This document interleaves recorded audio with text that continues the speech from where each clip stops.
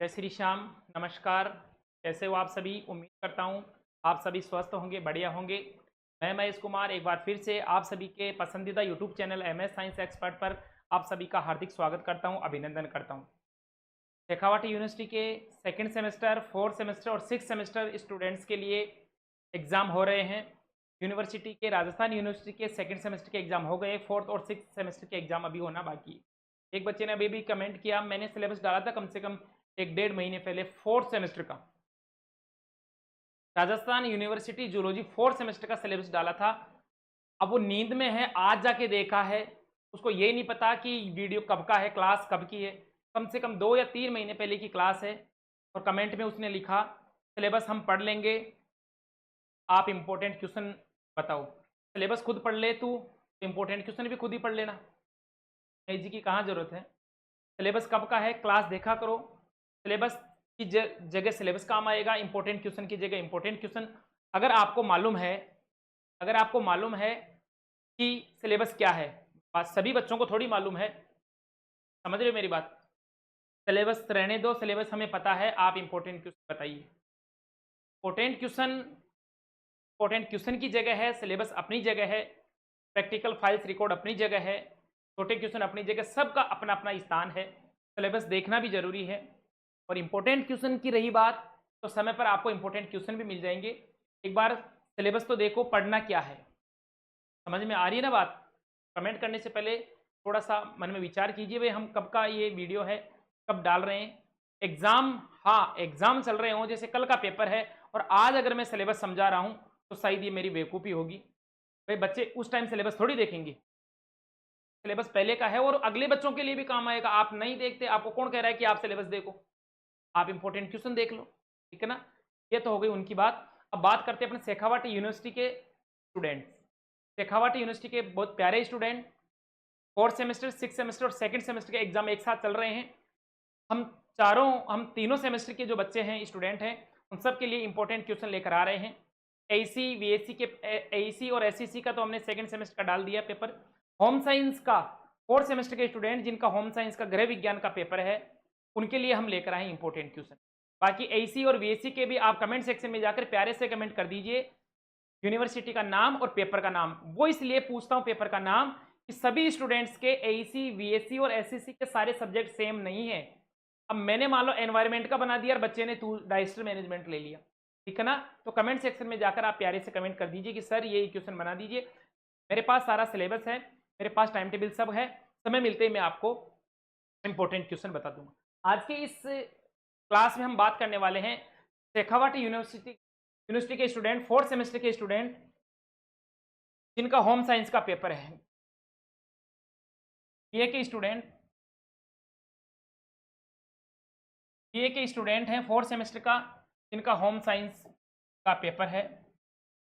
उनके लिए home science के जो स्टूडेंट हैं, उन स्टूडेंट्स के लिए हम लेकर आए हैं इंपॉर्टेंट क्वेश्चन।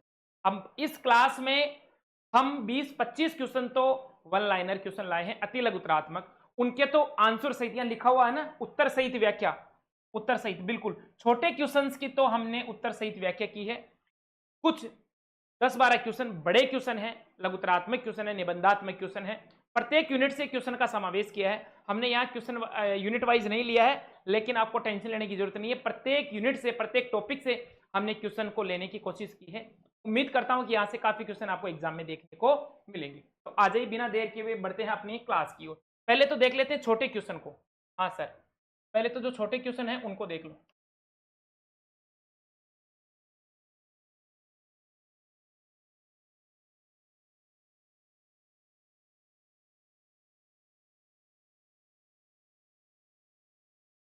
ओके, सबसे पहले छोटे क्वेश्चन में सबसे फर्स्ट क्वेश्चन है, कौन से मुख्य पोषक तत्व प्रदान करते हैं जिसमें कार्बोहाइड्रेट, वसा, जैसे फैट हो गया, उदाहरण के लिए अनाज, जड़ें।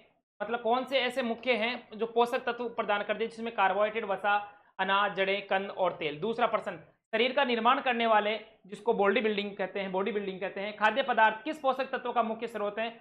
उत्तर है प्रोटीन, उदाहरण जैसे दालें। मतलब शरीर की जो स्ट्रक्चरल है, संरचनात्मक जो इकाई है कोशिका, मतलब जीवों का जब शरीर बनता है तो मुख्य रूप से जो काम आने वाला पोषक तत्व है वो क्या होता है बेटा? प्रोटीन। मुख्य रूप से काम आने वाला पोषक तत्व कौन होता है? प्रोटीन। तो शरीर की संरचना, शरीर का निर्माण करने के लिए, शरीर का निर्माण करने के लिए प्रमुख रूप से मुख्य पोषक तत्व कौन है? प्रोटीन है, जो हमें प्राप्त होती है किससे? विभिन्न प्रकार के लेग्यूमिनेसिस मतलब दालों से, दूध, मांस, मछली और अंडों। सबसे ज्यादा जो प्रोटीन हमें मिलती है वो दालों से मिलती है। शाकाहारी व्यक्तियों की मैं बात कर रहा हूं, पर्सन्स की बात कर रहा हूं। तो दालें जो है मुख्य प्रोटीन का स्रोत है। इसके बाद में प्रश्न संख्या 3, अगला प्रश्न है सुरक्षात्मक और नियामक खाद्य, प्रोटेक्टिव एंड रेगुलेटरी फूड्स किन्हें कहा जाता है? सुरक्षात्मक मतलब वो सुरक्षा भी करते हैं और प्रोटेक्शन भी करते हैं, मतलब नियामक भी करते हैं, रेगुलेशन को भी बनाते हैं। उत्तर विटामिन और खनिज। विटामिन और खनिज उदाहरण के लिए हरी पत्तीदार सब्जियां, ये प्राप्त होते हैं कहां से? हरी पत्तीदार सब्जियों से और फलों से। विटामिन ऐसे खाद्य पदार्थ हैं जो शरीर में इनकी कमी होने से डिजीज हो जाती है, बीमारियां हो जाती है विटामिन से। तो ये शरीर की सुरक्षा भी करते हैं और रेगुलेशन को भी बनाते हैं, मतलब इनकी अधिकता और कमी, इनका बढ़ना और घटना शरीर के रेगुलेशन को प्रभावित करता है। साथ में ही ये शरीर की सुरक्षा करता है। जैसे विटामिन सी स्क्रवी रोग के लिए, विटामिन ए रतौंधी रोग के लिए, विटामिन डी हड्डियों के लिए, स्किन के लिए। इसी प्रकार विटामिन के, विटामिन सी, विभिन्न प्रकार के जो विटामिन हैं वो शरीर की सुरक्षा करते हैं। तो कौन से खाद्य, विटामिन और खनिज जो हैं वो सुरक्षात्मक और नियामक खाद्य कहा जाता है। ये प्राप्त होते हैं हरी पत्तीदार सब्जियों से और फलों से। अगला प्रश्न देखिए, आईसीएमआर के अनुसार मूल खाद्य समूह को कितने भागों में बांटा गया है? आईसीएमआर जो खाद्य पदार्थों का समूह वर्गीकरण करने की एक इकाई है, संस्था है, उसने 5 या 7 प्रमुख, उत्तर क्या है इसका? 5 या 7 प्रमुख खाद्य समूह में आमतौर पर अनाज, बाजरा, दालें, फलियां, दूध, दही, दूध उत्पाद, दूध और दूध उत्पाद से मतलब है जिसमें दही, छाछ वगैरह आ जाता है बेटा, ठीक है। मांस, मछली, वसा, तेल, सब्जियां और फल, ये विभिन्न प्रकार के खाद्य समूह हैं जिनसे शरीर को ऊर्जा प्राप्त होती है या शरीर का विकास होता है, ठीक है।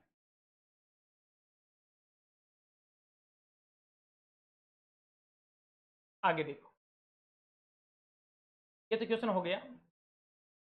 अगला प्रश्न, दालों, बीजों और नट्स को किस खाद्य समूह में शामिल किया गया है?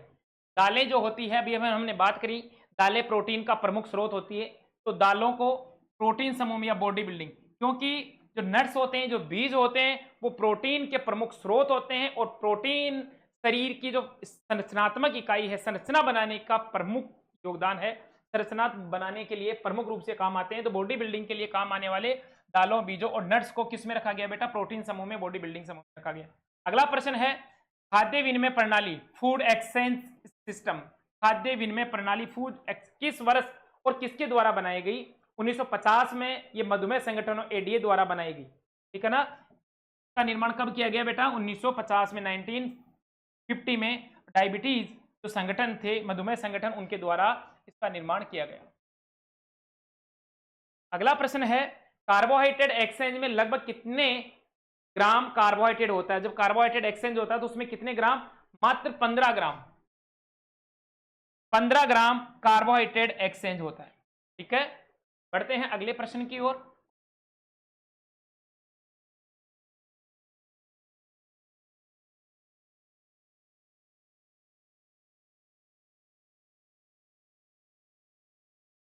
अगला प्रश्न है, फल एक्सचेंज, फ्रूट एक्सचेंज से शरीर को कितनी कैलोरी एनर्जी मिलती है?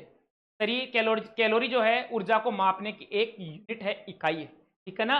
जैसे द्रव्यमान को किसमें मापते हैं? केजी में, ग्राम में, पौंड में, ठीक है ना। समय को सेकंड में, घंटे में, मिनट में नापते हैं। ठीक इसी प्रकार दूरी को मीटर, किलोमीटर, सेंटीमीटर में नापते हैं। ठीक उसी प्रकार ऊर्जा को मापने की एक यूनिट है जिसको बोलते हैं कैलोरी। तो कितनी फल एक्सचेंज से शरीर को कितनी कैलोरी प्राप्त होती है? लगभग 40 कैलोरी, 40 कैलोरी प्राप्त होती है। क्वेश्चन अगला है खाद्य, अगला क्वेश्चन यहां से स्टार्ट हो रहा है। खाद्य विनिमय सूची में दूध, मिल्क एक्सचेंज को कितने श्रेणियों में विभाजित किया गया है, डिवाइड किया गया है? किम, लो फ्लेट, फुल क्रीम, मतलब दूध कितने प्रकार का हो सकता है। आपने देखा होगा कई किसान परिवार से भी जुड़े हुए स्टूडेंट हैं, आपने देखा होगा जब हम डेयरी में दूध लेके जाते हैं तो उसको मापने की एक इकाई होती है फैट।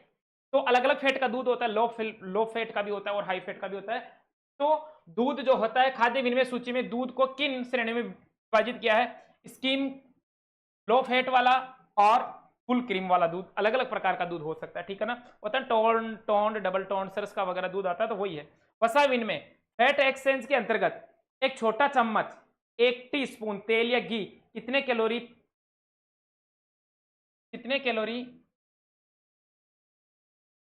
ऊर्जा देता है, कितने कैलोरी उससे ऊर्जा प्राप्त होती है। एक वसा विनिमय के दौरान 1 चम्मच तेल या घी जब हम लेंगे तो उससे कितने कैलोरी ऊर्जा प्राप्त होती है, उससे कितने कैलोरी ऊर्जा प्राप्त होती है, लगभग 50 कैलोरी ऊर्जा प्राप्त होती है, ठीक है ना। खाद्य विनिमय सूची में प्रोटीन के मुख्य स्रोत क्या हैं, खाद्य विनिमय सूची जो बनी है उसमें प्रोटीन के मुख्य स्रोत क्या हैं।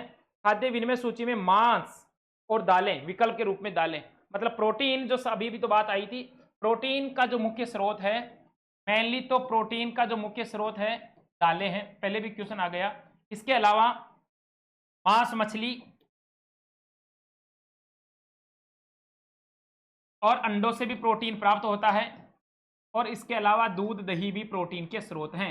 मुख्य रूप से प्रोटीन के स्रोत कौन है, दालें हैं। उसके अलावा मांस, मछली, अंडे वगैरह भी, इनसे भी कुछ मात्रा में प्रोटीन प्राप्त होता है, ठीक है। अगला प्रश्न है, डीजीआई डिटरेटरी गाइडलाइंस ऑफ इंडियंस क्या है, इसे किसने जारी किया।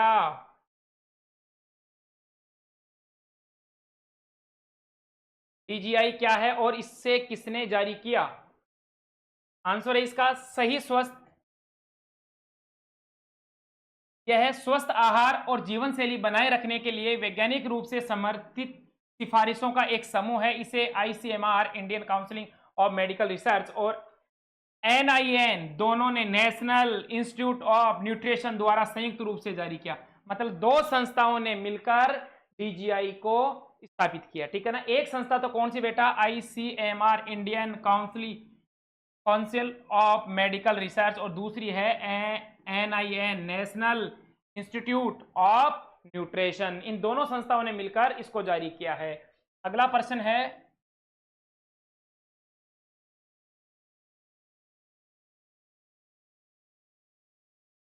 शिशुओं के लिए, बच्चों के लिए स्तनपान, मां का दूध, इसको ब्रेस्ट फीडिंग भी कहते हैं, संबंधित मुख्य दिशा निर्देश क्या है। मतलब एक मां को बच्चे को कब कब दूध पिलाना चाहिए, कितनी मात्रा में दूध देना चाहिए और कैसे वो उसके लिए उपयोग रहता है, उसके बारे में बताना है। एक्सक्लूसिव ब्रीड फेस्टिंग, ब्रेस्ट फीडिंग, जीवन के पहले 6 महीनों तक केवल मां का दूध, मतलब छोटा जो बच्चा होता है जन्म लेते ही उसको लगभग 6 महीने तक तो बाहर का भोजन नहीं देना चाहिए, केवल और केवल मां का दूध स्तनपान करना चाहिए। अवधि स्तनपान कम से कम 2 वर्ष तक, उसके बाद तक जारी रखना चाहिए। लगातार स्तनपान कराते रहना चाहिए ताकि उसको विभिन्न प्रकार के जो न्यूट्रिशन है, पोषक तत्व है, वो मां के दूध से मिल सके। पूरक आहार, कॉम्प्लीमेंट्री फीड, 6 महीने पूरे होने के बाद शिशु को घर का अर्ध ठोस देना चाहिए। अर्ध ठोस का मतलब जैसे गेहूं का दलिया हो गया, खिचड़ी हो गया, या रोटी को दूध में चूर कर ऐसे देना चाहिए, ठीक है ना। अर्ध ठोस का मतलब, क्योंकि सॉलिड जो भोजन है उसके जो आते हैं इंटेस्टाइन वगैरह हैं, या उसका जो आहार नाल का जो पार्ट है या पाचन तंत्र है, वो सही प्रकार से डाइजेस्ट नहीं कर पाता, इतना डेवलप नहीं होता है। तो पहले तो अधिकतर 6 महीने तक तो मां का दूध ही पिलाना चाहिए।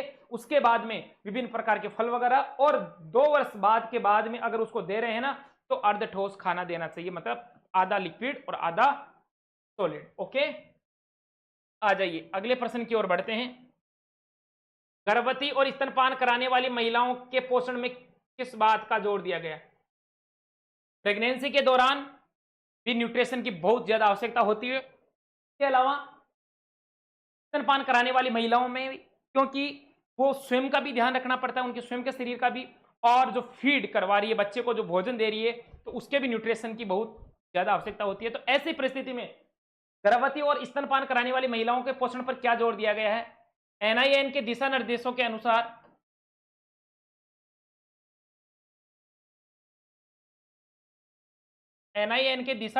अनुसार गर्भावस्था के दौरान महिलाओं को दो लोगों के लिए खाना बनाने के बजाय अपने आहार की गुणवत्ता में पोषण जैसे आयरन, कैल्शियम, फोलिक एसिड को प्राथमिकता देनी चाहिए। दूसरी और तीसरी तिमाही में अतिरिक्त 350 मतलब गर्भावस्था के दौरान विभिन्न प्रकार के पोषक तत्व जैसे आयरन है, कैल्शियम है, फोलिक एसिड, इनको प्राथमिकता। इसके लिए हरे पत्तेदार सब्जियां, दूध, दही वगैरह इनका सेवन करना चाहिए। और तीसरे मतलब प्रेगनेंसी अगर 3 माह की हो जाती है उसके बाद में 350 कैलोरी दिन की आवश्यकता, मतलब अत्यधिक मात्रा में उसको विभिन्न प्रकार के जो पोषक तत्व देने वाले जो पदार्थ हैं या जो पोषक तत्व हैं उनका उनको आहार लेना चाहिए। ठीक है, अगला प्रश्न है, दैनिक आहार में प्रोटीन से जुड़े दिशा निर्देश क्या है? प्रोटीन प्राप्त करने के लिए खाद्य पदार्थों जैसे अनाज और दालों के उचित संयोजन का उपयोग करना चाहिए। मांसपेशियों के निर्माण के लिए कृत्रिम प्रोटीन सप्लीमेंट से बचने की सलाह दी जाती है। कई बार क्या होता है, ये कृत्रिम प्रोटीन क्या है, कई बार क्या होता है कि कई स्टूडेंट वगैरह हैं, बॉडी बिल्डिंग बनाने वाले, जो व्यायाम करने वाले जो छात्र हैं, वो दैनिक जीवन के जो फल फ्रूट हैं, अनाज दालें हैं, इनका तो सेवन करते नहीं है और विभिन्न प्रकार के जो कैप्सूल है, दवाइयां वगैरह है मार्केट में जो मिलती है उनका यूज करते हैं, उनको ले लेते हैं। ये कह रहे हैं मांसपेशियों निर्माण के लिए, मतलब अपनी बॉडी बनाने के लिए, शरीर के निर्माण के लिए कृत्रिम प्रोटीन सप्लीमेंट्री का यूज करते हैं, उनसे हमें बचने की सलाह दी जाती है, वो नहीं करना चाहिए हमें यूज। आगे देखो, वसा को ऑयल या फैट भी कहते हैं, और नमक की दैनिक सीमा कितनी है? देखो, ज्यादा मात्रा में नमक और कम मात्रा में दोनों ही नुकसानदायक है। और ऑयल, तेल, जिससे फैटी लीवर की संभावना रहती है, कोलेस्ट्रॉल बढ़ने की संभावना रहती है, मोटापा बढ़ने की संभावना रहती है। तो एक वसा और नमक की एक डेली लिमिट क्या होनी चाहिए? आंसर है इसका, नमक प्रतिदिन 5 ग्राम, लगभग 1 छोटा चम्मच से अधिक नहीं। लगभग कितना बेटा? 1 छोटा चम्मच। वसा प्रतिदिन लगभग 27 ग्राम, मतलब लगभग 2 बड़े चम्मच से, मतलब घी तेल जो हम यूज ले रहे हैं, विभिन्न प्रकार के हम चाट वगैरह, विभिन्न प्रकार के जो हम ये क्या कहते हैं जंक फूड खा रहे हैं, तो उनमें ज्यादा से ज्यादा मात्रा में ऑयल होता है, नमक वगैरह की मात्रा भी ज्यादा होती है, तो उनसे बचना चाहिए। और एक व्यक्ति को 27 ग्राम मतलब 2 बड़े चम्मच लगभग घी और लगभग 5 ग्राम से ज्यादा नमक नहीं खाना चाहिए। आगे देखिए बेटा,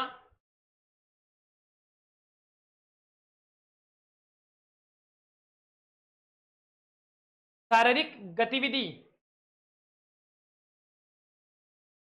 गतिविधि, फिजिकल एक्टिविटी और पानी के सेवन से जुड़े क्या नियम हैं? पानी, एक सामान्य स्वास्थ्य व्यक्ति को दिन भर में लगभग 2 लीटर 8 गिलास पानी पीना चाहिए। व्यायाम करते समय वयस्कों के लिए लगभग प्रतिदिन में कम से कम 30 से 45 मिनट के मध्यम तीव्रता से और तेज सैर करनी चाहिए। ठीक है, my plate for the day क्या है? My plate for the day क्या है? NIN की एक थाली के अनुसार दैनिक आहार में आधी थाली 50% सब्जियों की और फलों की होनी चाहिए, बाकी आधी थाली में अनाज डालें। मतलब माई प्लेट फॉर, मतलब आपकी जो प्लेट है, भोजन की थाली है, वो कैसी होनी चाहिए? वो है my plate for the day, मतलब उसमें आधी में, हाफ में तो फल और सब्जियां ही होगी और हाफ में बेटा क्या होंगे? अनाज होंगे। तो आधी थाली में तो अनाज, दालें और दूध, दही होगा, जबकि आधी थाली में सब्जियां और फल होनी चाहिए। जंक फूड या अल्ट्रा प्रोसेस्ड फूड को लेकर क्या चेतावनी दी गई है? जंक फूड तो समझते हो आप? हाँ सर, जंक फूड हम डेली चाउमीन, बर्गर, पोए, पास्ता खाते रहते हैं ना, तो उनको लेकर ICMR के अनुसार पैकेजिंग, पैक तैयार फास्ट फूड, कोल्ड ड्रिंक और बेकरी उत्पादों को कम से कम सेवन करना चाहिए, क्योंकि इनसे संतृप्त वसा, स्ट्रेड फैट्स, ट्रांस फैट और अतिरिक्त शर्करा इनमें बहुत मात्रा में पाई जाती है। लगातार हम जंक फूड जो खाते हैं, अपना जो डाइजेस्टिव सिस्टम है वो खराब हो जाता है, पाचन शक्ति खराब हो जाती है, तो अच्छा जो भोजन करते हैं वो भी नहीं पच पाता। तो लगातार जैसे कोल्ड ड्रिंक पी रहे हैं, बर्गर खा रहे हैं, चाउमीन खा रहे हैं, पतासी खा रहे हैं, सुबह खाना खा के गए, फिर मार्केट में गए, फिर वहां पतासी खा, तो ये विभिन्न प्रकार के जंक फूड जो डेली हम यूज करते हैं ना, तो इनसे सबसे बड़ा नुकसान यही है कि जो अपना पाचन तंत्र है उसमें विभिन्न प्रकार के एसिड की जो मात्रा होती है वो बढ़ जाती है, घट जाती है। विभिन्न प्रकार के जो एंजाइम है उनकी कंसंट्रेशन बदल जाती है, कंसंट्रेशन पर गहरा प्रभाव पड़ता है।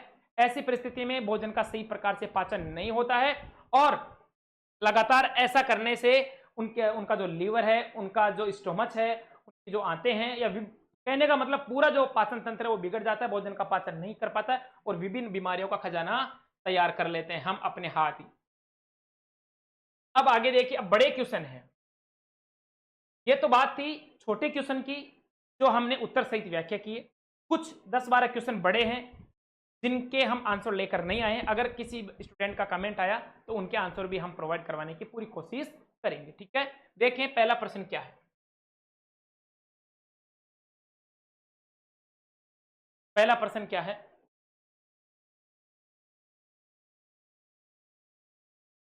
भोजन को उनके पोषक तत्वों न्यूट्रिएंट्स के और शारीरिक कार्यों के आधार पर कैसे वर्गीकृत किया गया है। भोजन को, भोजन में कितने पोषक तत्व हैं और कार्यों के आधार पर कौन कौन सा भोजन लेना चाहिए। पोषक तत्वों के आधार पर भी भोजन और कार्यों के आधार पर भी भोजन को कितने भागों में वर्गीकृत किया है, बताइए। फूड एक्सचेंज क्या है, उदाहरण देकर समझाइए। Food exchange, very very important point. Food exchange क्या है, उदाहरण देकर समझाइए। एक संतुलित आहार क्या है, संतुलित आहार तो ये तो छोटी क्लासों से पढ़ के आए हैं। वे सभी भोजन के वे सभी अवयव उपस्थित हों जिसमें प्रोटीन, कार्बोहाइड्रेट, वसा, वो क्या कहलाता है, संतुलित आहार कहलाता है। एक संतुलित आहार क्या है, विभिन्न आयु वर्ग और लिंग के लोगों के लिए खास समूह किस प्रकार से वर्गीकृत किया गया है भोजन की योजना में मदद। मतलब एक संतुलित जो आहार है अलग अलग व्यक्तियों के लिए, लिंग का मतलब है जैसे पुरुषों के लिए अलग भोजन, महिलाओं के लिए अलग, और आयु वर्ग के लिए, बच्चों के लिए भोजन की जो डाइट है वो अलग होनी चाहिए, वयस्कों के लिए अलग होनी चाहिए और बुजुर्ग हैं उनके लिए अलग होनी चाहिए, किशोर अवस्था में अलग होनी चाहिए। तो एक संतुलित आहार क्या है, विभिन्न आयु वर्ग और लिंग के लोगों के लिए खाद्य समूह किस प्रकार से भोजन योजना मतलब मील प्लानिंग में मदद करते हैं उसकी व्याख्या करनी है। ओके, आ जाओ आगे। आहार नियोजन को परिभाषित कीजिए। आहार नियोजन को परिभाषित की, मील प्लानिंग क्या है परिभाषित कीजिए। और इसे प्रभावित करने वाले प्रमुख कारकों का विस्तार से वर्णन कीजिए। मील प्लानिंग जो क्या है, मतलब कितना भोजन मिलना चाहिए, किस किस प्रकार का भोजन मिलना चाहिए, वो मील प्लानिंग है। और इसको प्रभावित करने वाले प्रमुख कारकों का वर्णन है। अगला प्रश्न है, परिवार के सदस्यों की आयु, लिंग और शारीरिक अवस्था आहार नियोजन को कैसे प्रभावित करती है। बिल्कुल बहुत बहुत महत्वपूर्ण प्रश्न है ये। परिवार के सदस्यों की आयु, बिल्कुल सही बात है, आयु के अनुसार, उसके लिंग के अनुसार और शारीरिक अवस्था के अनुसार उनका आहार नियोजन होना चाहिए। आर्थिक स्थिति और खाद्य पदार्थों की मौसमी उपलब्धता भोजन की योजना को कैसे प्रभावित करते हैं। देखो, आर्थिक स्थिति प्रभावित करती है, परिवार की स्थिति अच्छी नहीं है तो कुपोषण का शिकार हो जाते हैं बच्चे, गरीबी में वो सारे के सारे न्यूट्रिशन उनको नहीं मिल पाते हैं, एक बात। और दूसरी बात, पदार्थों की मौसमी उपलब्धता, मतलब कुछ खाद्य पदार्थ ऐसे हैं जो सीजनेबल होते हैं बेटा। जैसे अभी इस टाइम सेव नहीं मिल पाती है तो इस टाइम मौसमी नहीं मिल पाती है, लेकिन जो आम है, केले हैं, आलू बुखारा, बहुत सारे ऐसे फ्रूट हैं जो अभी मिल रहे हैं। तो कहने का अर्थ क्या है कि उनकी अगर कमी है तो भोजन की जो योजना है का नाम है मील प्लानिंग, आहार योजना जिसको कहते हैं, उसको प्रभावित करेंगे। कैसे प्रभावित करते हैं उसकी व्याख्या करनी है। आगे देखो, विभिन्न पोषक तत्वों जिसमें कैल्शियम, आयरन, प्रोटीन की अतिरिक्त आवश्यकता गर्भवती और स्तनपान कराने वाले महिलाओं के लिए क्या होती है, आईसीएमआर के। बिल्कुल, अभी भी तो बात की हमने, बड़ा क्वेश्चन आएगा, मेजर क्वेश्चन आएगा कि जो स्तनपान कराने वाली जो महिलाएं हैं या गर्भावस्था के दौरान जो महिलाएं हैं, उन महिलाओं को क्या सामान्य महिलाओं की अपेक्षा ज्यादा भोजन की या उच्च कैलोरी वाले भोजन की आवश्यकता होती है, क्यों आवश्यकता होती है, कितनी आवश्यकता होती है, विस्तार से आपको बताने क्या मानक है उसके। पोषक तत्वों के संदर्भ में 7 डाइटरी रेफरेंस इंटेक्स के विभिन्न मापदंडों AR, RDA, AL, UL को परिभाषित करें। RDA की गणना का फॉर्मूला क्या है। बहुत ही महत्वपूर्ण सवाल है ये। ओके, कार्बोहाइड्रेट, प्रोटीन और वसा के शरीर में क्या कार्य हैं, उनका वर्गीकरण। अच्छे पोषण मतलब प्रोटीन के क्या कार्य हैं, कार्बोहाइड्रेट के क्या कार्य हैं और वसा के क्या कार्य हैं, वर्गीकरण करना है, व्याख्या करनी है। प्रोटीन ऊर्जा कुपोषण PEM क्या है, जैसे क्वासिकोर और मेरिस्मस के लक्षणों के कारणों, मतलब जो प्रोटीन की कमी हो जाती है शरीर में उसके दौरान क्वासिकोर हड्डियां बाहर निकल आती है, ढांचा ही रह जाता है, और मेरिस्मस रोग हो जाते हैं, उनके लक्षणों को बताना है, कारण बताने हैं और उपचार, मतलब दोनों जो रोग हैं उनमें क्या अंतर है क्या किस कारण से ये हो रहे हैं और क्या उनका हम डायग्नोस्टिक कर सकते हैं, निदान, और क्या ट्रीटमेंट कर सकते हैं, सारा आपको व्याख्या करनी है। शिशुओं में पूरक आहार, कॉम्प्लीमेंट्री फीडिंग से आप क्या समझते हैं? पूरक शिशुओं को पूरक आहार देना चाहिए, इससे आप क्या समझते हैं? विस्तार से व्याख्या कीजिए। पूर्व स्कूली बच्चों में भोजन संबंधी खराब आदतें बैड कौन सी हैं? जंक फूड खाना, बच्चों में अच्छे जो भोजन होते हैं उनको न लेकर जो खराब भोजन है उनकी आदतें डालना, वो खराब आदतें हैं, उनके बारे में आपको बताना। बच्चों में कुपोषण और अतिपोषण के कारणों और प्रभावों की विवेचना कीजिए। किशोरावस्था के दौरान होने वाले प्रमुख शारीरिक और हार्मोनल परिवर्तन। किशोर अवस्था, स्टैनले हॉल ने बताया कि एक तूफान संघर्ष का काल है। तो किशोर अवस्था में काफी हार्मोनल चेंज होते हैं, पीयूष ग्रंथि में भी काफी चेंजेस होते हैं। पीयूष ग्रंथि के विभिन्न हार्मोन पूरी की पूरी बॉडी को प्रेरित करते हैं। हाइपोथैलेमस से जो हेडमास्टर ग्रंथि है वो मास्टर ग्रंथि को इंडिकेट करती है, पीयूष ग्रंथि विभिन्न ग्रंथियों जैसे अंडाशय है, इसके अलावा पेनक्रियाज है, अग्नाशय है, इसके अलावा वर्षण है। शरीर की विभिन्न जो ग्रंथियां हैं उनको कंट्रोल करती है, उनसे विभिन्न हार्मोन के लिए प्रेरित करती है। तो शरीर में शारीरिक चेंजेस होते हैं, वो क्या चेंजेस होते हैं किशोर अवस्था में, उनको आपको विस्तार से लिखना है। किशोर अवस्था को तूफान और तनाव का काल का बता दिया मैंने। क्यों कहा जाता है? इस अवस्था में किशोरों द्वारा सामना की जाने वाली प्रमुख मनोवैज्ञानिक और सामाजिक समस्याएं। किशोरों के सामने बहुत सारी सामाजिक समस्याएं आती है, मनोवैज्ञानिक समस्या आती है। तो किशोरावस्था तूफान का काल है, संघर्ष का काल है। तो उस दौरान उनमें कौन कौन से चेंज आते हैं, प्रमुख व्याख्या के साथ आपको उनको लिखना है।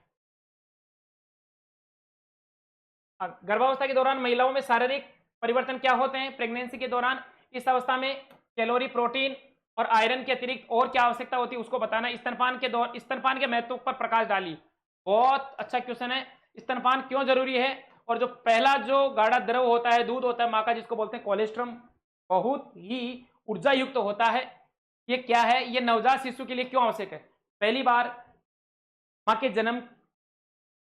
बच्चे को जन्म देते ही जब पहली बार बच्चा माँ का दूध ग्रहण करता है, स्तनपान करता है, तो उस दौरान जो पहला दूध पीता है वो कहलाता है कोलेस्ट्रम। और इसके क्या फायदे हैं, ये क्यों आवश्यक है?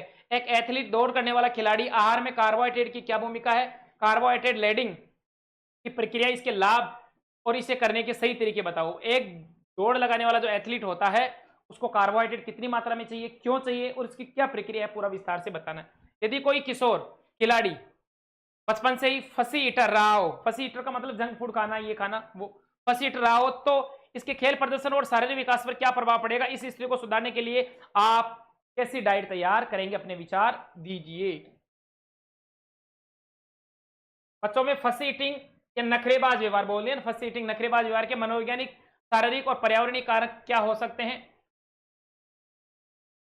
इसके दीर्घकालिक स्वास्थ्य प्रभावों की चर्चा कीजिए। आपदा प्रबंधन में बाल केंद्रित खाद्य सुरक्षा से आप क्या समझते हैं? बाढ़ के समय बच्चों में कुपोषण और बीमारियों को रोकथाम के लिए एक प्रभावी खाद्य वितरण की रूपरेखा बनाइए। बाढ़ जैसी प्राकृतिक आपदाओं के दौरान शिशुओं और छोटे बच्चों में की पोषण संबंधी जरूरतें किस प्रकार प्रभावित होती है? प्राकृतिक आपदा आती है तो बिल्कुल सही बात है, छोटे बच्चों में क्या बड़ों में भी ये तो बहुत कुपोषण का शिकार होते हैं।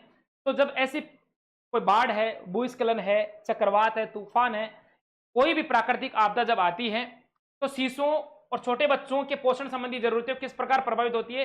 इस दौरान उत्पन्न होने वाली विभिन्न चुनौतियां और उनका समाधान कैसे करेंगे, विस्तार से बताइए। हो गए साहब पूरे क्वेश्चन। देखिए, मैंने इस क्लास में लगभग 20 क्वेश्चन तो मैंने छोटे बताए हैं, अति लघुतरात्मक, ठीक है, और लगभग 15 क्वेश्चन बताए मैंने लघुतरात्मक बोल दो या इनको निबंधात्मक बोल दो। उम्मीद यही करूंगा, बाबा श्याम से यही प्रार्थना करूंगा कि ज्यादा से ज्यादा इन 20 में से कम 4, 5 या 7 क्वेश्चन आपको छोटे मिले, एक एक नंबर के, और जो 15 क्वेश्चन मैंने बताए हैं इनमें से कम 5 क्वेश्चन प्रत्येक यूनिट का मैंने समावेश किया है। ऐसी बात नहीं है कि सर आपने एक यूनिट से ले लिया। प्रत्येक यूनिट को ध्यान में रखते हुए, आपके सिलेबस को ध्यान में रखते हुए बहुत ही इंपॉर्टेंट क्वेश्चन पर हम पहुंचे हैं और उम्मीद करता हूं कि यहां से ज्यादा से ज्यादा क्वेश्चन आपको देखने को मिलेंगे। फिर ये कहता हूं, ये जो क्लास है बीए शेखावाटी यूनिवर्सिटी के स्टूडेंट्स के लिए जिनका पेपर होम साइंस, अगर इसके अलावा अन्य यूनिवर्सिटी के स्टूडेंट का सिलेबस सेम है तो आप वो यूनिवर्सिटी के स्टूडेंट भी आप इनको देख सकते हैं। अब मैं ये कह रहा हूं एईसी और एसएससी वीएससी के पेपर में बनाने जा रहा हूं, लेकिन फिर भी अलग अलग बच्चों के पास अलग अलग एईसी वीएससी एसएससी के पेपर हैं, तो आप कमेंट सेक्शन में जाकर उस पेपर का नाम लिख दीजिए। मैं जल्दी आपके लिए इंपॉर्टेंट क्वेश्चन लेकर आऊंगा। ठीक है, मिलते हैं नेक्स्ट क्लास में, तब तक के लिए जय श्री श्याम, राधे कृष्ण, थैंक यू।